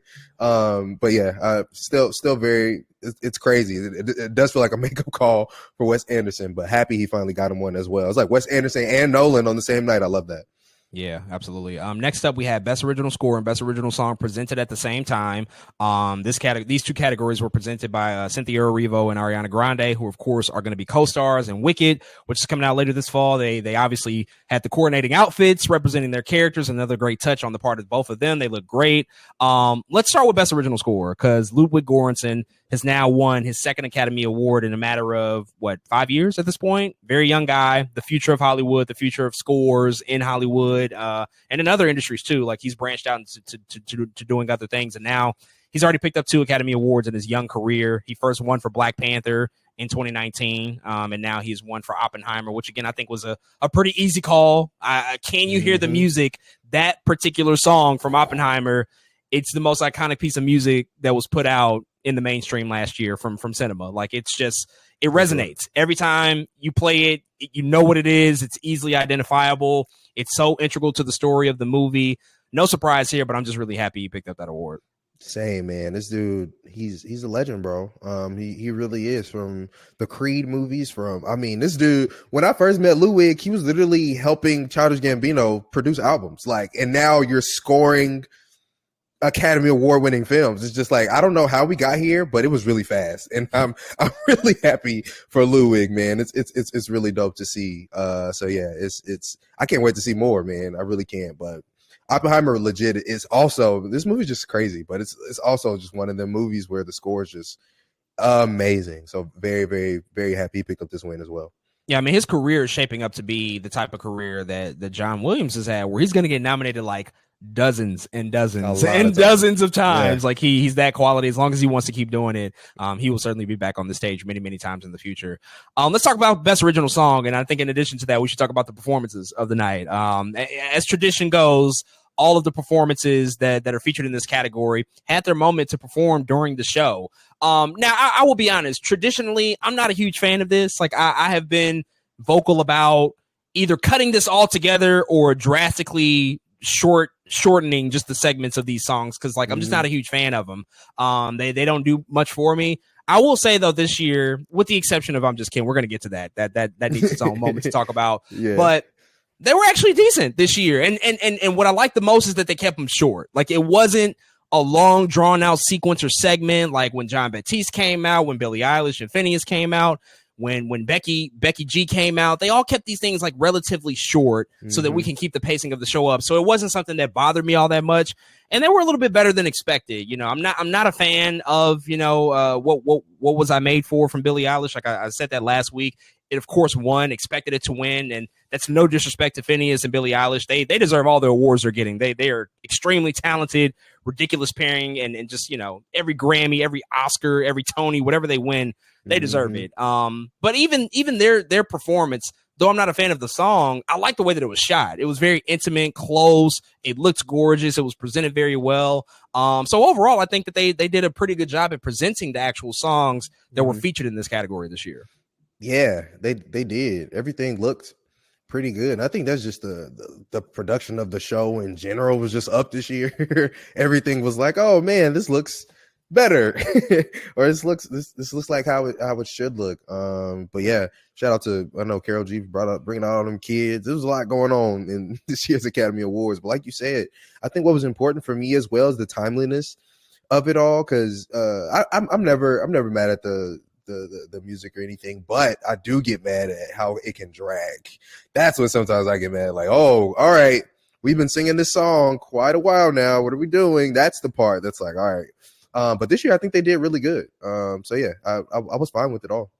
Yeah. Also, the performance, the Wazaze performance from Killers of the Flower Moon, that in particular was really good.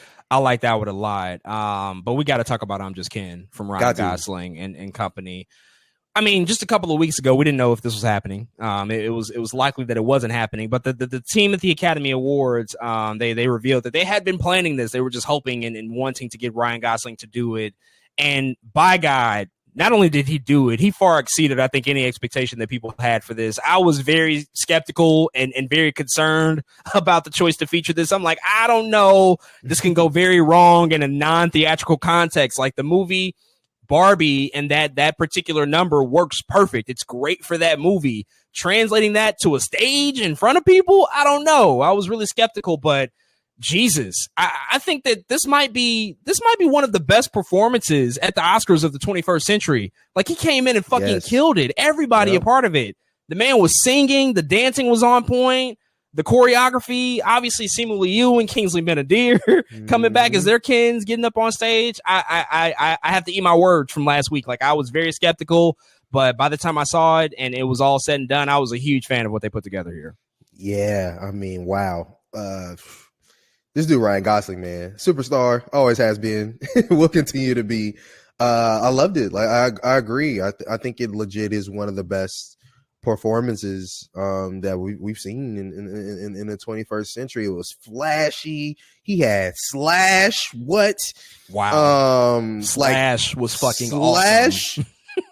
Like when I seen Slash, I said, are we still watching the Academy Awards? I thought we was watching something else when Slash was up there, which by the way, I swear Slash is black. I'm sure we've had this conversation somewhere, but whatever. I think he's half black. I think that's true. Slash is legit black, ain't he? It's so crazy to me that Slash could or is black. It's so wild. But yeah, man, I loved it. I love the crowd reactions too. There's like a moment where like Ryan Gosling sits like right in front of Billie Eilish, and Billie Eilish is dying. Like you can see her like in the back, just like what is going on. So I always love to see the crowd and the celebrities and how like surprised they are about some of this stuff. Of course, he has that quick run in with Emma Stone real quick, and when she gives her speech, she's like, "Oh man, that I'm just kidding" speech. I was like, "Yeah, they're having a great time at this Oscars, man." So man, Ryan Gosling still a star. Can't wait to see more of what he does. But what a performance! Really, really tremendous performance. Man, when he wants to turn it on, he fucking dials it all the way up. Like when Ryan Gosling is committed, it's almost nobody as good as him. Like he has so much charisma. He's so cool. He's just so good at what he does, and he's so multifaceted and multi-talented. I mean, this showcased it right there. Even Greta Gerwig herself, she looked so shocked because I'm sure she was like, "Yo, you've been working on this whole time. Like, how is this so good?" Like, she looked completely stunned at what they put together, just bringing all of that energy, all of that Kenergy from Barbie to life. It was a really tremendous moment. After that, we got to move on to the big four. They rounded out the night. Of course, best actor, best director, best actress, and best picture. Best actor, was shaping up to be somewhat of a close race, but I think coming into it, we felt pretty confident about Cillian Murphy and just all the weight behind that performance. He was welcomed to the stage by Nicolas Cage, Brendan Fraser, last year's winner, Ben Kingsley, Matthew McConaughey, and Forrest Whitaker, who all spoke individually about the nominees in that category. But Cillian Murphy, the titular character, the namesake of the movie, the guy who carried the movie. Very interesting fact about both him and Emma Stone, who ended up winning these big awards. Also in comparison to recent award winners, but Cillian Murphy is in Oppenheimer for 62% of the screen time, which equates to an hour and 53 minutes worth of screen time. That is ridiculous. It's a 3-hour movie, and he's in it for almost 2/3 of the movie. I'll get to Emma Stone's stats in a second, but I think that just says a lot about the importance of the character to the movie, how much he has to put on his shoulders, just the overall massive nature of what Oppenheimer is and the repercussions of that story. And then, of course, what Cillian Murphy brought to life in that film. When you put it that way, and when you really think about just everything he had to do, in addition to working opposite some of the best actors in the world, like Emily Blunt and Robert Downey Jr. and Matt Damon. I mean, the list goes on and on. It's hard to argue against the win here. You just can't. I can't. I've been saying for a while, man. It's something. It feels like I don't know if a cheat is the word, but when you are the titular character and your movie is that good, like, how can you not? You have to attribute yourself to that. You know what I'm saying? Like, what you just said to me, I know this is, I talk about girl math and a boy math might not really be a thing, but this is what I'm saying right now. What you just told me is that whatever percent you just said, 63% of the movie. Yeah. Cillian Murphy is 63% of the reason Oppenheimer is great. You know what I'm saying? Like how can you, like, you subtract Cillian Murphy? What do you have? Somebody who might not fit the role, somebody, you know what I'm saying? Like, it just, titular characters, it helps. It really does. Or somebody who has the majority of the screen time. And I'll talk about, there's a reason I'm bringing that up. I'll talk about that in a minute. But he had a ton to do in this film, and he did exceptional. He was also just waiting his turn, almost like Christopher Nolan was. He's been with Nolan for a while now. Like, they've just been kind of sitting in the shadows, waiting on their moment. And this is it. And this is not only Nolan's moment, it was Cillian Murphy's moment as well. So I'm also happy that he's being cemented as well as among the greats, because he's like that. He really is. Yeah, it's a tough break for Paul Giamatti. I root for him so much. I love him. He's just always so good in everything that he does. And The Holdovers might be his career best work. I know a lot of people were pulling for him, and secretly I was as well. But of course, just Cillian Murphy is just it was too much. It's just too much to overcome. Too much. Sorry. But I think everybody in this category, it felt like this year really, maybe more so than other years, like in all of the acting categories, I think that there was a true sense of camaraderie amongst all the people nominated. Like, you felt like these people genuinely were rooting for each other, whether it was Emma Stone and Lily Gladstone and Annette Bening, or Coleman Domingo and Jeffrey Wright and Cillian Murphy, or Sterling K. Brown and Robert Downey Jr. Like, it felt like everybody truly was in this together at the same time. And maybe that's due to the fact that there were a lot of first-time nominees. I think that there were 10 first-time acting nominees this year. So that genuine excitement on the part of everybody, like, yo, I've never been here before.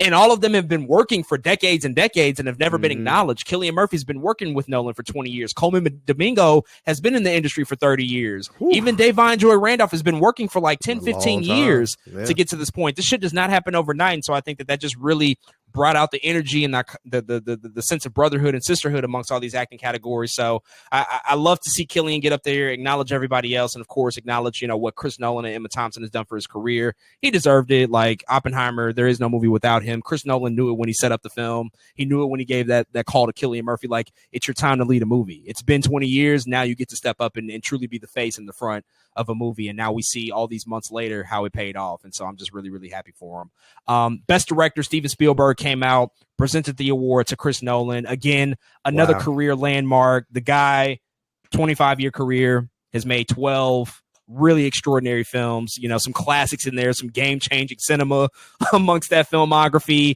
But last year delivers, you know, probably the best work of his life, one of the biggest movies of the year, one of the biggest movies really of all time, I think a masterpiece of cinema, and he rightfully gets acknowledged with the best director award that's long eluded him. He's been nominated 8 times and has never won a single award. I mean, you go to The Dark Knight and Inception and Interstellar and Dunkirk, like the guy's been here over and over and over again. And after all of this, he finally walked away with that gold statue. What do you want to say about Chris Nolan, his career, and of course this landmark victory for him? Can you imagine Steven Spielberg handing you your award? Oh, it's literally passing the torch. It's literally one of the greatest of all time, passing the torch to the next generation. Goodness. Can Nolan give it to Denny next year? I'm just saying. Okay. That was crazy. I was just like, is Steven Spielberg about to give this is great. Like, oh, it's so good. Cause without Spielberg, none of this happens either. It's so crazy. Man, Christopher Nolan. Wow. What a moment. What a time. And somehow this does feel like, yeah, this is it. Like he had to make one that was like undeniable. You know what I'm saying? Like before he was making them, but again, the Academy does not like genre shit. Yeah, and bias, superhero bias, science fiction bias. Yeah, Nolan is into genre shit. That's what he does. And he had to make one that was like close to drama as possible in order for it to get his one. And he did it. And I'm still happy for him because it is really, I think, a milestone in cinema. Him getting this award, Oppenheimer existing, he deserves it. But yeah, I just had to say Steven Spielberg giving him the award was like, yeah, this is great. Like I love this. Again, more directors giving other directors awards. Like we need give me the 5 next time, like everybody else with the actors is doing. Give me 5.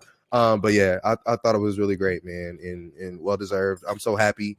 Nolan, one of my favorites, literally changed my life with The Dark Knight, and he's finally here with an award to prove the amazing and celebrated filmmaker that he is and will come to be. That's the other thing about Nolan is that he is far from done. Like that dude is like 53 or something like that. He's about to continue to eat. So I'm just really excited for his career. But now I also love a lot of times the idea of there's no more like low hanging fruit that you don't have the award anymore.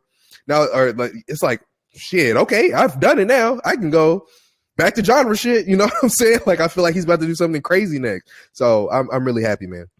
It's funny because you think after making Oppenheimer and winning these awards that he would go on to make a movie like Tenet, but he made Tenet first and then made Oppenheimer. Tenet is the batshit crazy, weird genre movie that makes sense to nobody. Like I can just fucking play and have fun in the sandbox. He made that first and then made Oppenheimer. So the guy is he's all sorts of different. He's obviously built for this, but I'd be remiss not to bring this up as the true Scorsese fan that I am. Yeah. Martin Scorsese.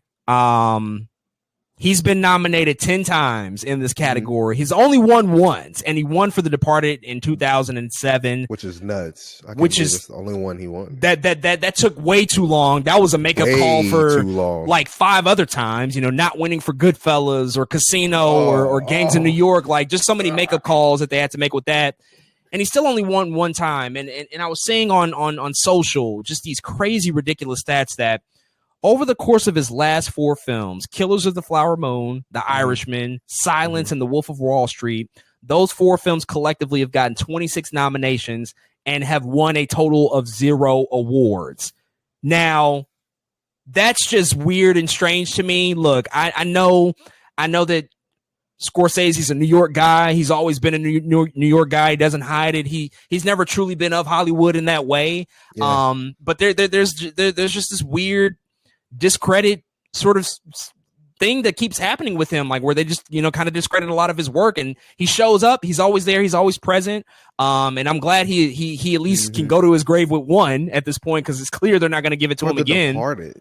For The Departed of all movies, like it's a fantastic movie, but like come on, even my favorite. Yeah, it's far from his best movie. Like there's many others that could go at the top of that.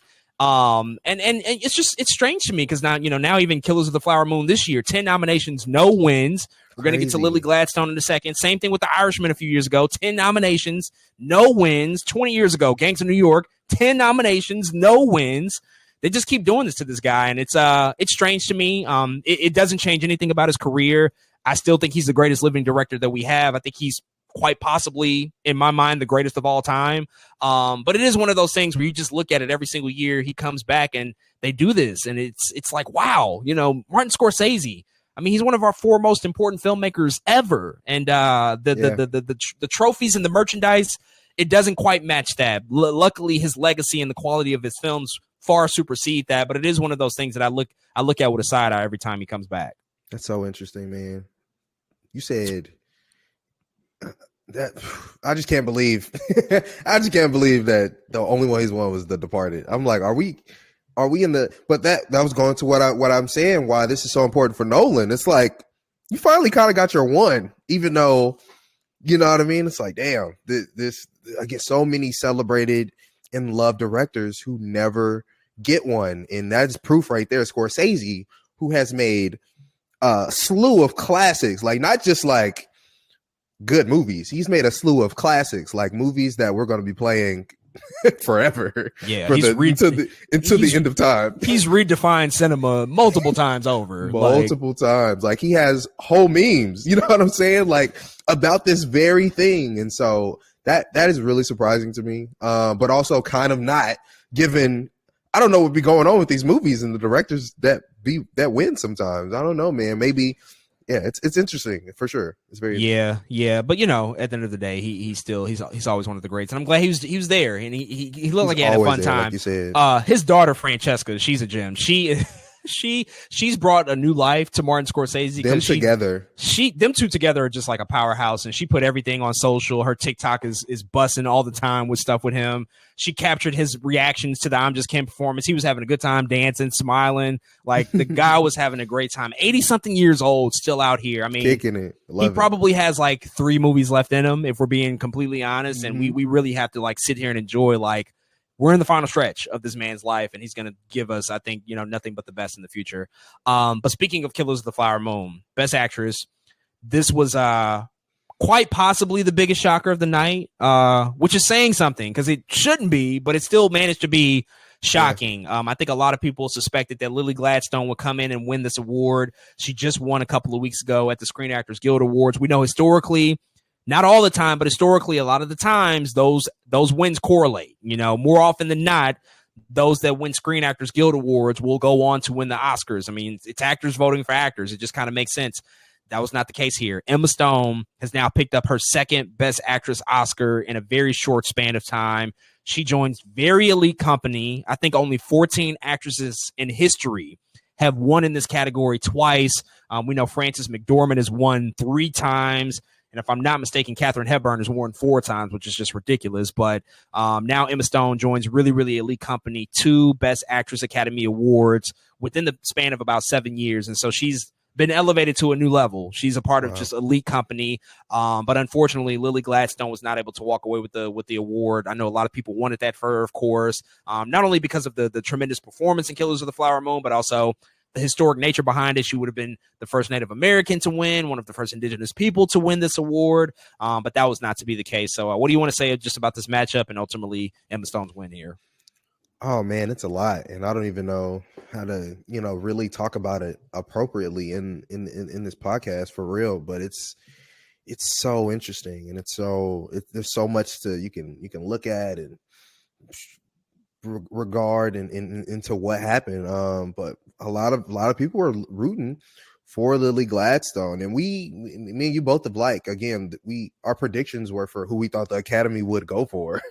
You know what I'm saying? Not necessarily our favorite or anything like that, though. I think Emma, what was technically my favorite, I think.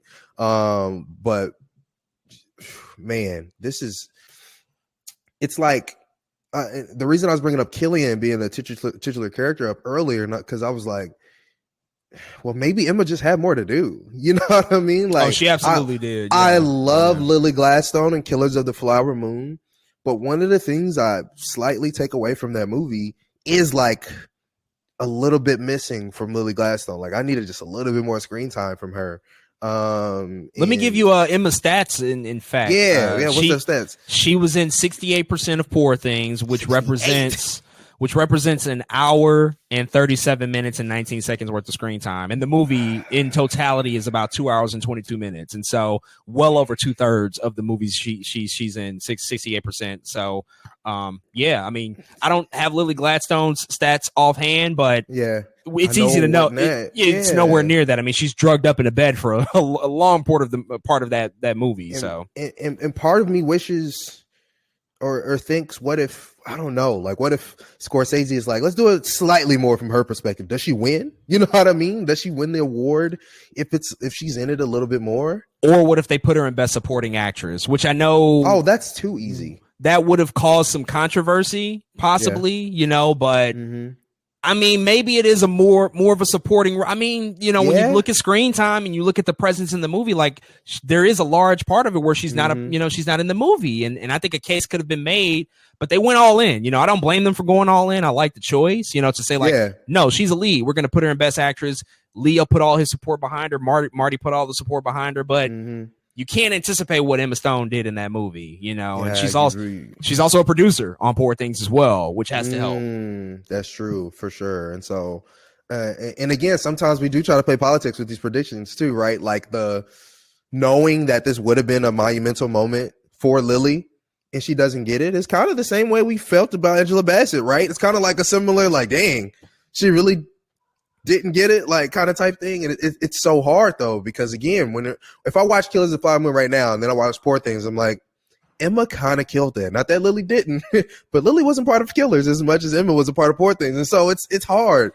And so earlier in the night when Poor Things started to win, I was like, uh-oh, Lily, I'm not so sure anymore. I don't know if you're gonna get this thing anymore. And yeah, man, it's hard. Well, I will say, because of this though, in fact, all of these actors, people are about to pick up some work. Like everybody's about to be back. Like, I don't know if y'all understand, but people are about to be back. Sterling K. Brown absolutely is going to be back. I mean, this dude is sensational.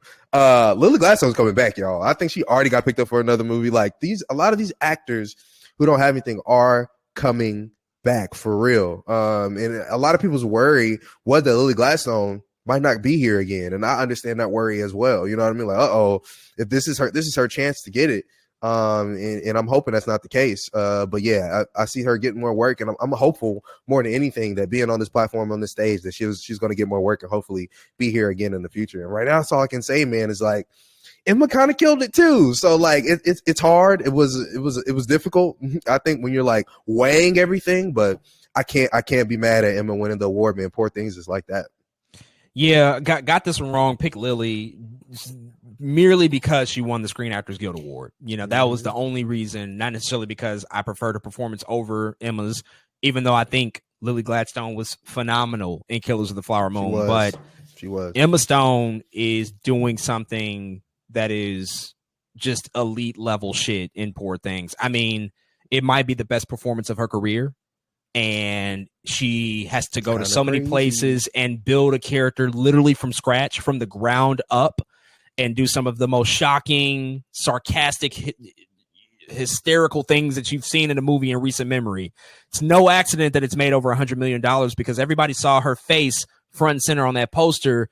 and they saw the previews and they understood what the story was about and said, like, I have to see that. I'm hearing about Emma Stone in this movie, how important she is. And I think that the success of Poor Things now cements her not only as a prestigious actor, as one of the best actors of her generation in terms of talent, but she's also a butts and seats movie star. Like, clearly she is that now. Like, I think she already kind of had that power. We see movies like La La Land that were super successful and Cruella do relatively well in the midst of the COVID pandemic. But now for this to come in and it's budgeted at like, I think like $8 million and crosses 100 million at the box office, like really off of the strength of her performance alone, that's crazy to me. That's ridiculous. And so she deserves it. She really does deserve it. And for her to get this 2 times already in such a young day in age in her career, it's astounding. And I think that this is just the beginning for her. She has so much ahead of her. She has so long of a career in front of her. I mean, she's going to give amazing performance after amazing performance. It's kind of crazy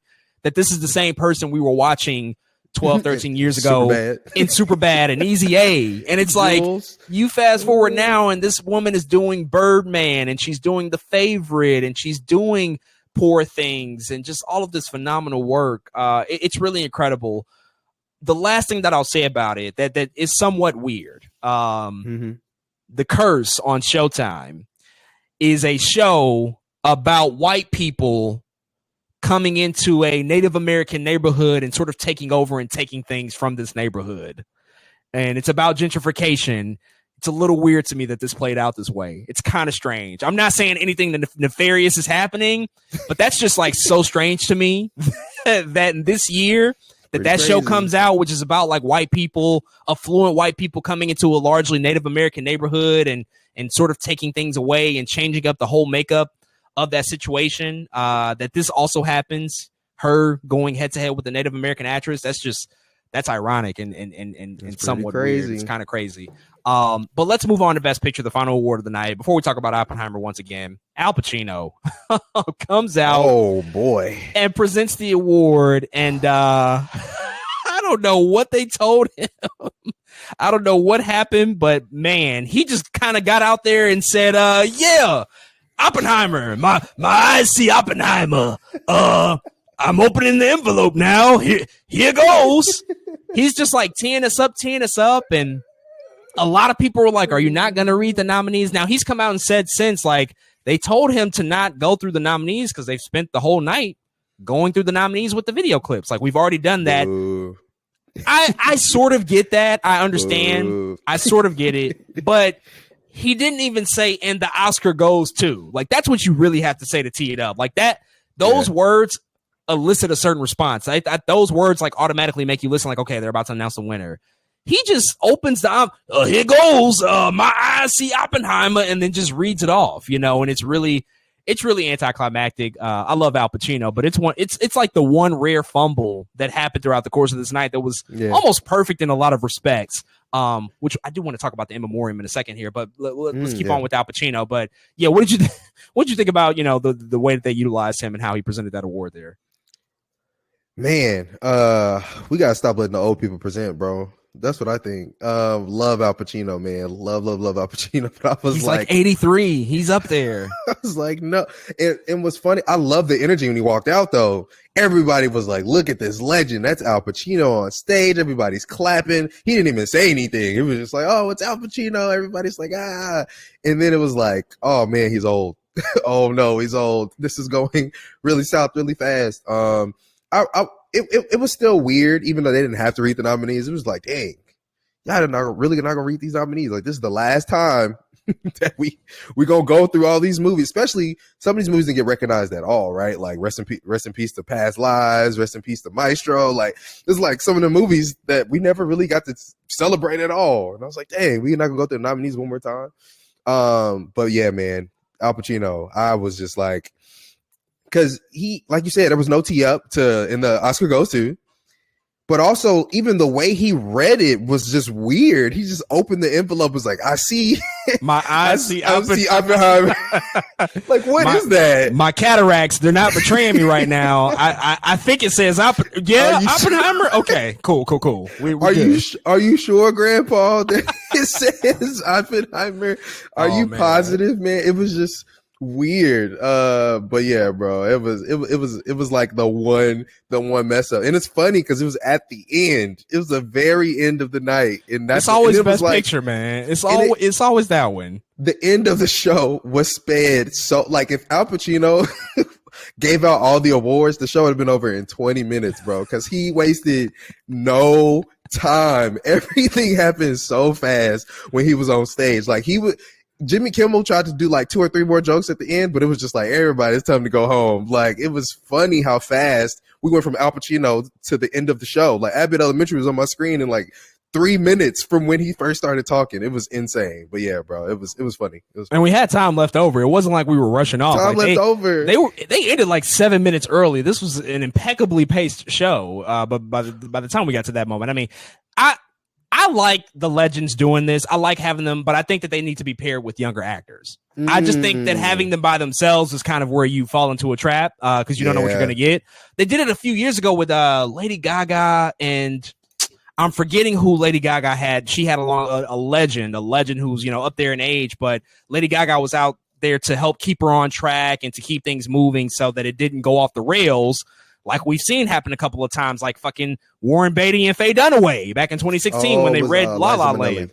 Liza Minnelli, you know, Liza Minnelli is way up there, but Lady Gaga was right there to help her, you know.